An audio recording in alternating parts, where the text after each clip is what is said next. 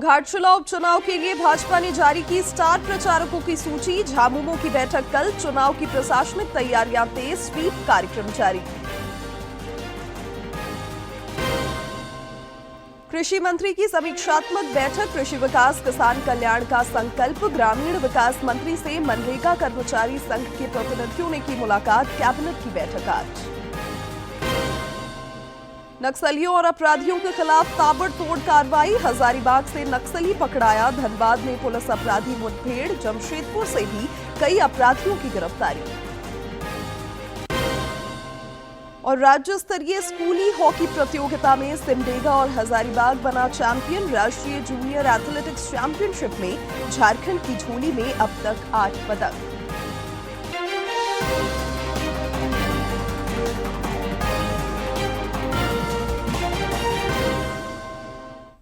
नमस्कार, खबरें झारखंड में आपका स्वागत है। मैं हूं शिवानी कुमारी और अब समाचार विस्तार से। घाटशिला विधानसभा उपचुनाव के लिए नामांकन की प्रक्रिया जारी है। कल किसी भी उम्मीदवार ने नामांकन पत्र नहीं भरा। हालांकि दिवंगत शिक्षा मंत्री रामदास सोरेन के पुत्र सोमेश सोरेन समेत 4 लोगों ने नामांकन का पर्चा खरीदा। राज्य के मुख्य निर्वाचन पदाधिकारी के रवि कुमार ने बताया कि उम्मीदवार 21 अक्टूबर तक नामजदगी का पर्चा दाखिल कर सकेंगे।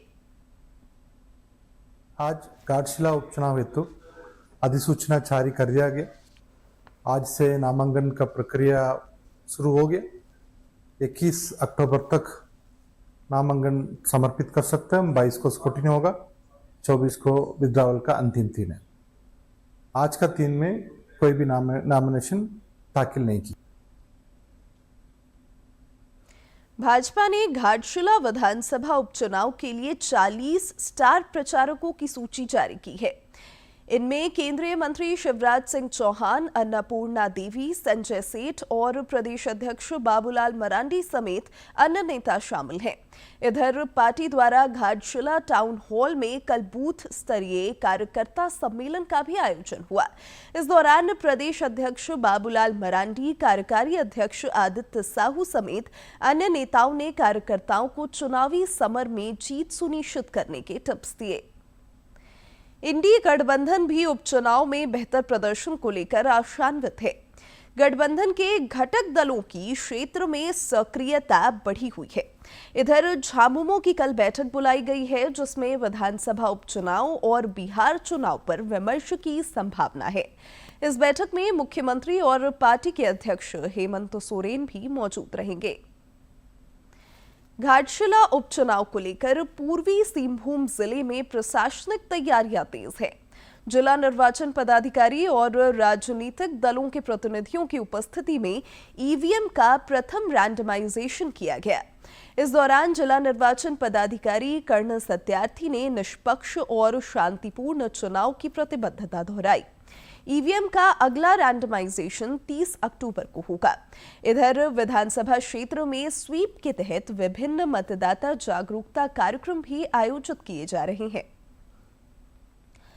कृषि मंत्री शिल्पी नेहा तिर्की ने रांची में अधिकारियों के साथ योजनाओं की उच्च स्तरीय समीक्षा की। उन्होंने योजनाओं के बेहतर और तेज क्रियान्वयन पर जोर दिया, ताकि लाभुकों को समय पर उनका लाभ मिल सके। कृषि मंत्री ने इस दौरान किसानों को मांग के अनुरूप बीज उपलब्ध कराने पर जोर दिया। उन्होंने बताया कि 80 से 100 गांवों का क्लस्टर बनाकर किसानों को बिरसा फसल विस्तार योजना का बीज उपलब्ध कराया जाए। विभाग की यह कोशिश है कि हर एक क्लस्टर को एक खास फसल की पहचान दिलाई जाए। रांची में अगले महीने राज्य स्तरीय कृषि व्यापार मेला का भी आयोजन होगा। झारखंड राज्य मनरेगा कर्मचारी संघ के प्रतिनिधियों ने रांची में ग्रामीण विकास मंत्री दीपिका पांडे सिंह से मुलाकात की। इस दौरान उन्होंने मंत्री को अपनी समस्याओं और मांगों से अवगत कराया। ग्रामीण विकास मंत्री ने मांगों पर सकारात्मक विचार का आश्वासन दिया। उन्होंने कहा कि प्रत्येक कर्मी की गरिमा, अधिकार और सुरक्षा सुनिश्चित करने के लिए सरकार दृढ़ संकल्पित है। मुख्यमंत्री हेमंत सोरेन की अध्यक्षता में आज रांची में राज्य मंत्रिमंडल की बैठक होगी। इसमें राज्य और जनहित से जुड़े कई प्रस्तावों को मंजूरी मिलने की संभावना है। बैठक में सारंडा अभयारण्य पर भी प्रस्ताव आ सकता है। इसके अलावा नगर निकाय चुनाव पर भी विमर्श की संभावना है।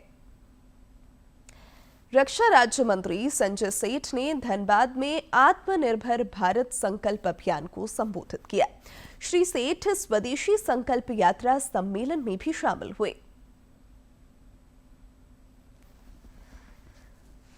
धनबाद जिले के सिंदरी विधानसभा क्षेत्र में आत्मनिर्भर भारत संकल्प अभियान और इंडस्ट्रीज एंड कॉमर्स एसोसिएशन के सभागार में स्वदेशी संकल्प यात्रा सम्मेलन का आयोजन हुआ, जिसमें रक्षा राज्य मंत्री संजय सेठ भी शामिल हुए। श्री सेठ ने कहा कि आत्मनिर्भर भारत केवल एक नारा नहीं, बल्कि यह देश के प्रत्येक नागरिक का संकल्प है।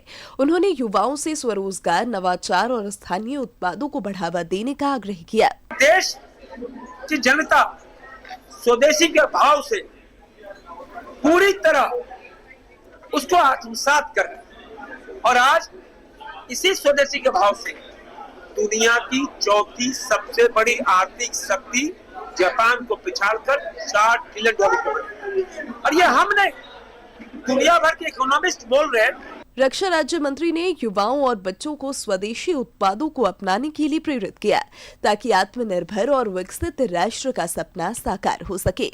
और भारत के 140 करोड़ की जनता स्वदेशी को अपनाकर भारत को आत्मनिर्भर, जो प्रधानमंत्री का संकल्प है 2047, जब भारत अपनी आजादी के 100 साल मनाएगा, भारत पूरी तरह आत्मनिर्भर, भारत दुनिया का सबसे शक्तिशाली दमदार देश होगा। ये मोदी के संकल्प को देश की जनता हाथों हाथ ले। इस मौके पर विधायक राज सिन्हा समेत बड़ी संख्या में भाजपा कार्यकर्ता मौजूद थे।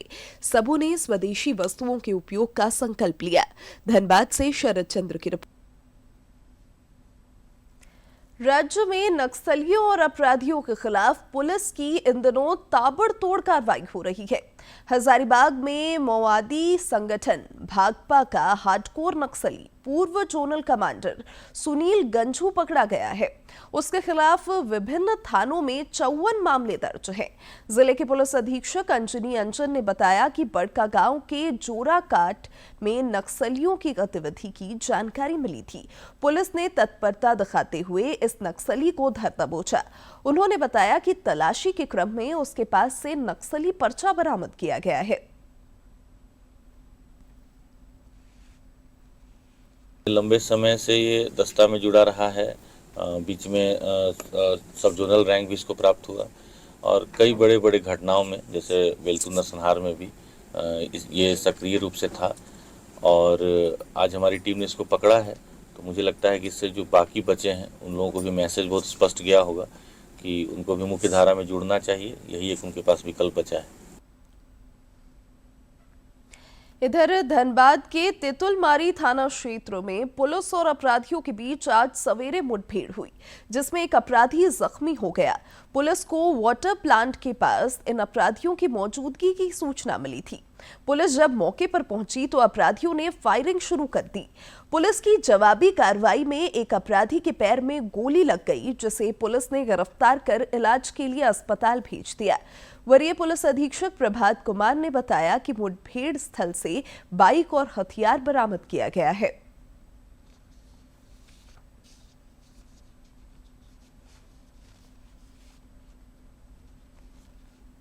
की पूरी जानकारी हम लोग जुटा रहे हैं। हमारी एक टीम अभी आप देख रहे हैं काम कर रही है। अभी जो स्पॉट का जो प्रक्रिया है, जो कानूनी प्रक्रिया है, वो हम लोग पूरा कर रहे हैं। इसके बाद जब पूरी विस्तृत जानकारी हो जाएगी तो फिर अलग से हम लोग बताएंगे। ये आप देख रहे होंगे जिस बाइक से भाग रहा था वो बाइक है, साथ में उसके द्वारा जो फायर किया गया था वो वेपन भी है। उसके कुछ आई थिंक स्लीपर्स वगैरह छूटे हुए हैं। जो है ये यहाँ स्पॉट पे है, और कानूनी प्रक्रिया हम लोग उसको भी रिवर्स। संगठित अपराध के खिलाफ भी धनबाद पुलिस को बड़ी कामयाबी मिली है। पुलिस ने एक आपराधिक गिरोह से जुड़े 12 अपराधियों को गिरफ्तार किया है, जो लंबे समय से आपराधिक घटनाओं को अंजाम दे रहे थे। धनबाद के वरीय पुलिस अधीक्षक ने बताया कि इन अपराधियों के पास से हथियार समेत अन्य चीजें बरामद किए गए हैं।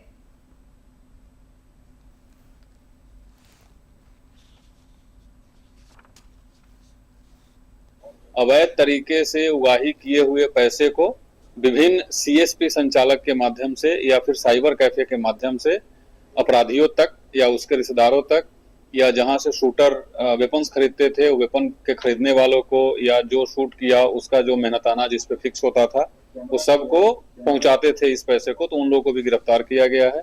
कुल 12 लोगों की गिरफ्तारी हुई है और हथियार में जैसा आप देखे हैं एक देसी पिस्टल, एक कट्टा, 3 जिंदा गोली, 2 देसी बम, नगद 31,970 रुपए, 2 मोटरसाइकिल जिसमें एक पल्सर मोटरसाइकिल जो राजगंज वाले फायरिंग में इस्तेमाल हुआ था वो मोटरसाइकिल, और सभी के पास से जो स्मार्टफोन्स मिले हैं उसकी संख्या अभी 7 है।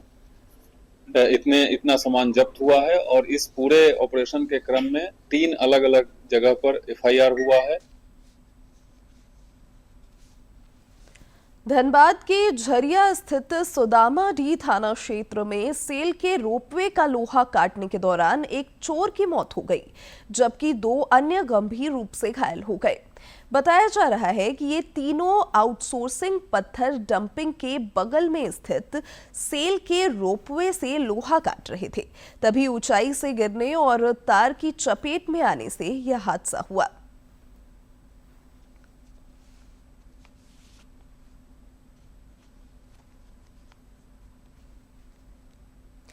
जमशेदपुर में भी पुलिस को अपराधियों के खिलाफ सफलता मिली है।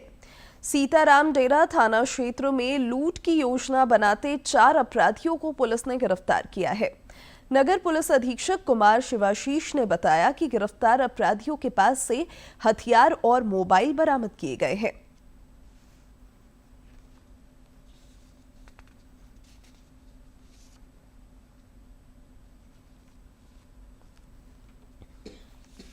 डीएसपी हेडक्वार्टर और इसमें क्या है कि सीताराम मेरा थाना प्रभारी डिवीजन उसमें वहाँ पे हम लोग पहुंचे, जो रीडिंग पार्टी वहाँ पे पहुंची, तो 4 लड़के तो उनको हमने पकड़ा, उनकी तलाशी ली, उनसे पूछताछ की, तो एक लोहे का देसी कट्टा और एक लोहे का पिस्टल मिला। इसके अलावा 3 गोलियां मिली हमें और टोटल 3 मोबाइल हमने वहाँ पे जब्त किया। इससे जब पूछताछ किया गया तो इनके द्वारा बताया गया कि ये 4 लड़के तो हथियार के साथ शहर में कोई आपराधिक घटना को अंजाम देने वाले थे, या तो किसी लूट को या तो किसी छिनतई या वैसे किसी घटना को, और अगर जरूरत पड़ता तो उसमें फायरिंग का भी यूज करते, बट क्योंकि हमने तो 4 लोगों को जेल भेजे। इधर पुलिस ने मानगो थाना क्षेत्र में 28 सितंबर की शाम हुई गोलीबारी का खुलासा करते हुए 2 अपराधियों को धर दबोचा है। नगर पुलिस अधीक्षक ने बताया कि फायरिंग में इस्तेमाल किए गए हथियारों को बरामद कर लिया गया है। उन्होंने बताया कि पैसों के लेन देन के विवाद में गोलीबारी की यह घटना हुई थी। इस मामले में पहले ही 2 आरोपी सरेंडर कर चुके हैं।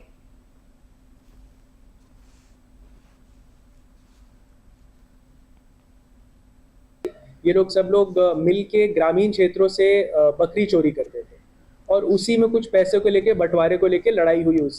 उसी दिन लड़ाई बढ़ी और उसी में वसीम ने फायरिंग की थी रोमी के ऊपर। रोमी का भली इलाज हो गया and currently is fine, but इसमें जो बाकी 2 अक्यूज थे रौनक और शाहरुख खान उर्फ चूहा बच्चा, पुलिस लगातार उनके घर पे रेड कर रही थी और दबिश बनाई हुई थी, इसके कारण उन्होंने आत्मसमर्पण किया था। बट जो मेन अक्यूज थे जिसके द्वारा फायरिंग की गई थी उसको हमने अरेस्ट कर लिया। राजधानी रांची को अपराध मुक्त बनाने की कवायद में पुलिस जुटी है। वरीय पुलिस अधीक्षक राकेश रंजन ने बताया कि कल 2 स्थानों पर पुलिस और अपराधियों के बीच मुठभेड़ हुई। तुपुदाना थाना क्षेत्र के बाद पुलिस की मैक्लुस्कीगंज में भी अपराधियों से मुठभेड़ हुई। इस दौरान उग्रवादी संगठन से ताल्लुक रखने वाले 2 अपराधी पकड़े गए। गिरफ्तारी के बाद इनमें से एक अपराधी ने पुलिस की रिवॉल्वर छीनकर भागने का प्रयास किया। जवाबी कार्रवाई में उसे पैर में गोली लगी है और उसे इलाज के लिए रिम्स भेजा गया है।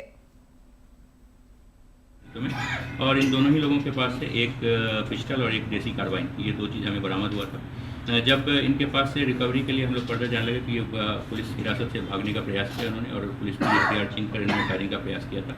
और उक्त जवाबी कार्रवाई में उसमें से भी एक अपराधी प्रभात राम, उसे पैर में गोली लगी, भी घायल है। इन दोनों ही घायल अपराध कर्मियों का इलाज रिम्स में कराया जा रहा है। दोनों ही मैटर को मिलाकर कुल 5 लोगों की गिरफ्तारी हुई है। कुल 3 पिस्टल, एक देसी कार्बाइन, गोलियाँ इत्यादि जो है वो बरामद हुई हैं। पुलिस महानिदेशक अनुराग गुप्ता ने पर्व त्योहारों के मद्देनजर पुलिस अधिकारियों और झारखंड चैम्बर के प्रतिनिधियों के साथ कल बैठक की। इस दौरान उन्होंने विधि व्यवस्था के विभिन्न पहलुओं पर वीडियो कॉन्फ्रेंसिंग के माध्यम से जिले के पुलिस अधीक्षकों को जरूरी निर्देश दिए।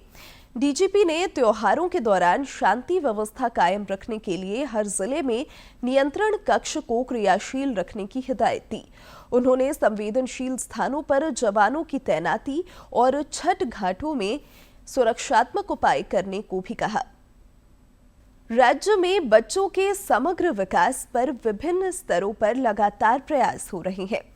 नवंबर में इस सिलसिले में राज्य स्तरीय झारखंड कौशल प्रतियोगिता का भी आयोजन होगा। इस दौरान कक्षा 9 से 12वीं तक के स्कूली बच्चे अपने व्यवहारिक कौशल का भी प्रदर्शन करेंगे। व्यावसायिक शिक्षा के अंतर्गत बच्चों को 80 घंटे का अनिवार्य इंटर्नशिप प्रशिक्षण भी दिया जा रहा है।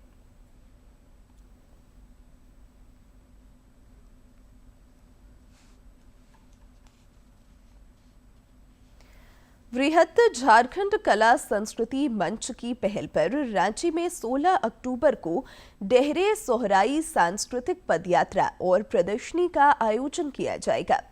आयोजकों ने बताया कि झारखंड की समृद्ध सांस्कृतिक परंपराओं के संरक्षण तथा संवर्धन और स्थानीय कलाकारों को मंच प्रदान करने के उद्देश्य से कार्यक्रम का आयोजन किया जा रहा है।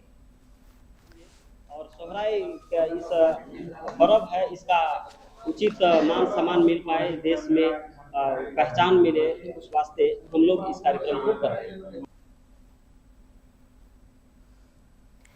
भुवनेश्वर में चल रहे राष्ट्रीय जूनियर एथलेटिक्स चैंपियनशिप में झारखंड की टीम ने अब तक कुल 8 पदकों पर कब्जा जमाया है। इसमें 2 स्वर्ण, 3 रजत और 3 कांस्य पदक शामिल हैं।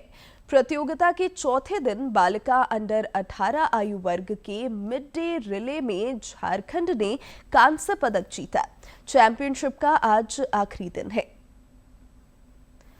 स्कूली शिक्षा और साक्षरता विभाग की पहल पर खेलो झारखंड के तहत 3 दिवसीय राज्य स्तरीय हॉकी प्रतियोगिता का कल रांची में समापन हो गया। 5 वर्ग में सिमडेगा की टीम चैंपियन बनी, जबकि 1 वर्ग में हजारीबाग को यह गौरव प्राप्त हुआ। समापन समारोह के दौरान हॉकी की ब्रांड एम्बेसडर सह ध्यानचंद पुरस्कार से सम्मानित सुमराय टेटे समेत अन्य हॉकी खिलाड़ियों ने प्रतिभागियों का उत्साह बढ़ाया।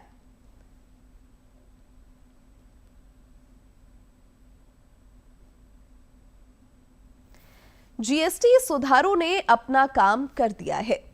ताजा आंकड़ों के मुताबिक खुदरा मुद्रास्फीति यानी महंगाई दर 8 वर्ष के निचले स्तर पर पहुंच गई है। सरकार की ओर से जारी किए गए डेटा के अनुसार खुदरा मुद्रास्फीति दर सितंबर में कम होकर 1.54% हो गई है। यह महंगाई का जून 2017 के बाद सबसे निचला स्तर है। सितंबर में खुदरा महंगाई दर में अगस्त के मुकाबले 0.53% की कमी आई है। सांख्यिकी एवं कार्यक्रम क्रियान्वयन मंत्रालय की ओर से बताया गया है कि खाद्य महंगाई दर सितंबर में -2.28% रही। ग्रामीण इलाकों में खाद्य महंगाई दर -2.17% और शहरी इलाकों में खाद्य महंगाई दर -2.47% रही है। तो वहीं महंगाई दर में कमी की वजह जीएसटी सुधार को माना जा रहा है, जिससे देश में दैनिक उपभोग से लेकर गाड़ियों तक की कीमतों में कमी देखी गई है। सरकार की ओर से बताया गया है कि सितंबर में आवासीय मुद्रास्फीति 3.98% रही है, जो कि अगस्त में 3.09% थी। शिक्षा की मुद्रास्फीति की दर सितंबर में 3.44% रही है, जो कि अगस्त 2025 में 3.60% थी। परिवहन और संचार में मुद्रास्फीति दर सितंबर 2025 में कम होकर 1.82% हो गई है, जो कि अगस्त 2025 में 1.94% थी। वहीं ईंधन और ऊर्जा में खुदरा मुद्रास्फीति दर सितंबर में 1.98% रही है, जो कि अगस्त में 2.32% थी। चालू वित्त वर्ष की दूसरी तिमाही के लिए महंगाई दर के अनुमान को 2.1% से घटाकर 1.8% और तीसरी तिमाही के अनुमान को 3.1% से घटाकर 1.8% और चौथी तिमाही के लिए 4% कर दिया गया है। आरबीआई ने बताया है कि वित्त वर्ष 27 की पहली तिमाही में महंगाई 4.5% रह सकती है। और अब कुछ खबर राज्य के विभिन्न जिलों से फटाफट अंदाज में।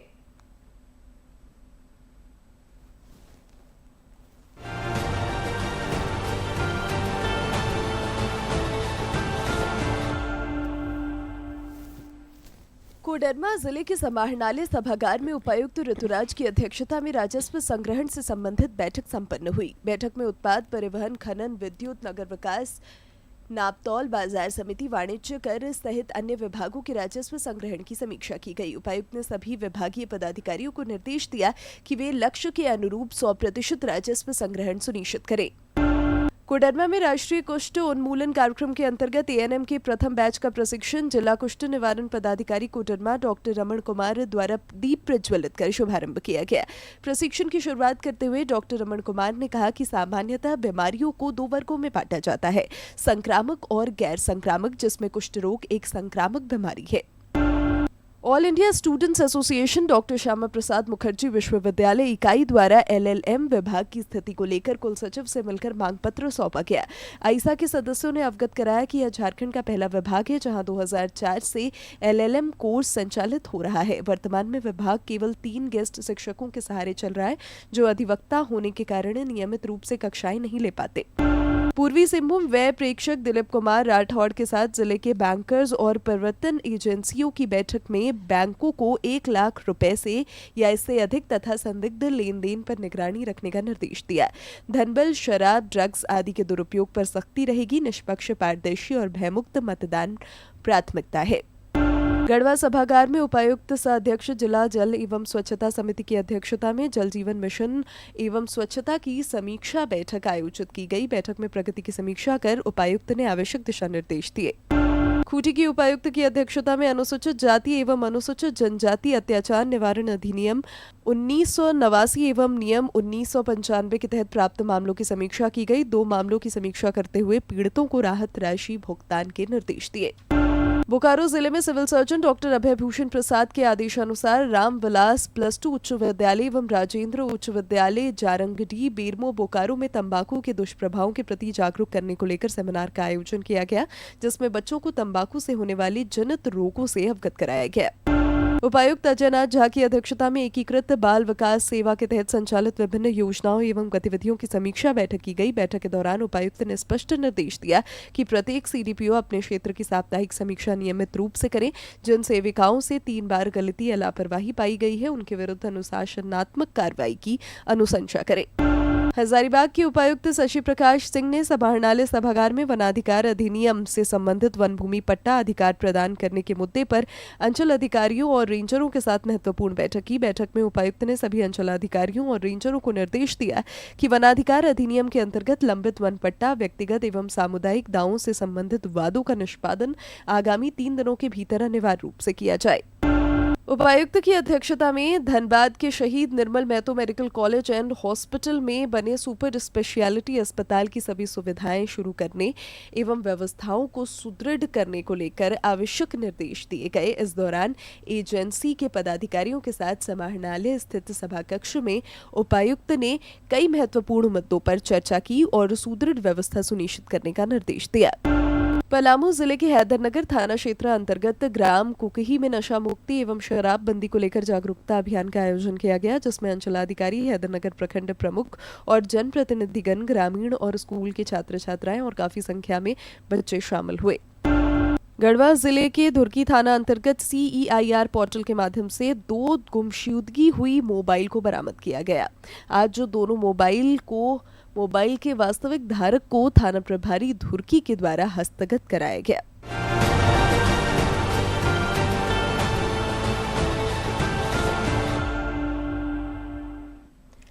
देश में प्रत्यक्ष कर संग्रह के आंकड़े जारी किए गए हैं। 12 अक्टूबर तक कुल कर संग्रह 13.92 लाख करोड़ रुपए रहा है, जो पिछले वर्ष की समान अवधि की तुलना में 2.36% अधिक है।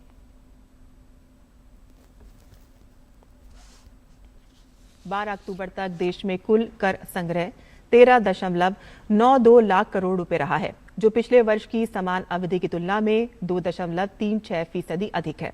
अप्रैल से लेकर 12 अक्टूबर तक सरकार द्वारा आयकर दाताओं को जारी किए गए रिफंड में 16% की कमी देखी गई है। रिफंड जारी करने के बाद सरकार के शुद्ध टैक्स कलेक्शन में 6.33% की बढ़ोतरी हुई है और ये 11,89,000 करोड़ रुपए के स्तर पर रहा है। राज्य में फिलहाल मौसम शुष्क बना हुआ है। कल से 18 अक्टूबर तक आकाश में आंशिक रूप से बादल छाए रह सकते हैं। हालांकि इस दौरान भी मौसम के शुष्क रहने की संभावना है। रांची स्थित मौसम विज्ञान केंद्र ने बताया है कि अगले 4 दिनों के दौरान तापमान में किसी बड़े बदलाव की उम्मीद कम है। इधर राज्य में फिलहाल मॉनसून कमजोर है और जल्द ही राज्य से इसकी वापसी का पूर्वानुमान है। और अब जानते हैं किन बातों के लिए इतिहास के पन्नों में आज का दिन खास है। 14 अक्टूबर साल 1950 को अरुण खेत्रपाल का जन्म महाराष्ट्र के पुणे में हुआ। अरुण खेत्रपाल उन 21 भारतीय सैनिकों में से एक हैं जिन्हें भारत के सर्वोच्च वीरता सम्मान परमवीर चक्र से अलंकृत किया गया। शहीद सेकंड लेफ्टिनेंट अरुण खेत्रपाल साल 1971 के भारत पाकिस्तान युद्ध में अद्भुत पराक्रम दिखाते हुए वीर गति को प्राप्त हुए। उस समय उनकी उम्र महज 21 वर्ष की थी। खेत्रपाल को बसंतर के युद्ध का योद्धा भी कहा जाता है। अरुण खेत्रपाल अकेले ऐसे योद्धा थे जिन्होंने दुश्मन के 10 टैंक्स में से अकेले 5 टैंक्स को तबाह करने के बाद ही सांस ली थी।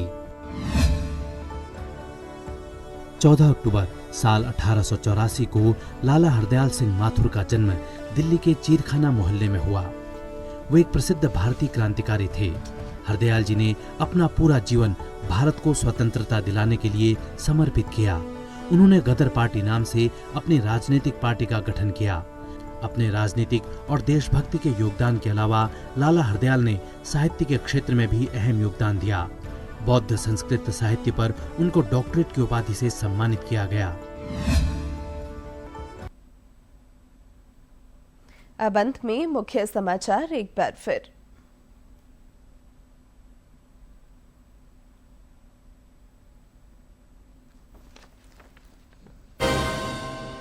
घाटशिला उपचुनाव के लिए भाजपा ने जारी की स्टार प्रचारकों की सूची। झामुमो की बैठक कल, चुनाव की प्रशासनिक तैयारियां तेज, स्वीप कार्यक्रम जारी।